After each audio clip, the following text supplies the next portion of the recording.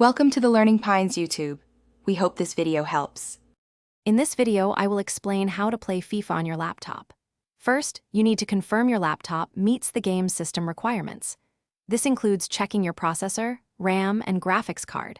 A dedicated graphics card is often essential for smooth gameplay. Also, ensure your operating system is current and you have at least 50 gigabytes of free storage. Meeting these basic specifications is the crucial first step for a good gaming experience. Your graphics card and processor are the heart of your gaming setup. For FIFA, a dedicated graphics card, like an NVIDIA GeForce GTX 1050 or AMD Radeon RX 570, is highly recommended. Paired with an Intel Core i5 or AMD Ryzen 5 processor, you'll achieve much better performance. Additionally, having at least 8 gigabytes of RAM ensures your system can handle the game's demands without significant slowdowns.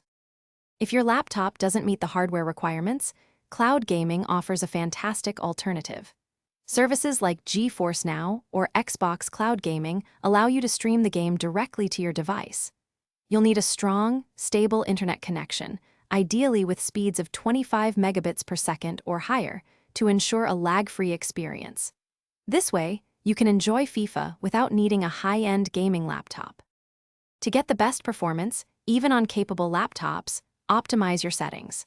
Close any unnecessary background applications to free up RAM and CPU cycles. Within the game, experiment with graphics settings. Lowering resolution or detail can significantly improve frame rates.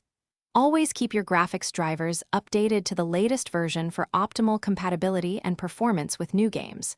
These steps ensure a smoother, more enjoyable FIFA experience. Thanks for watching. Consider subscribing if we helped you.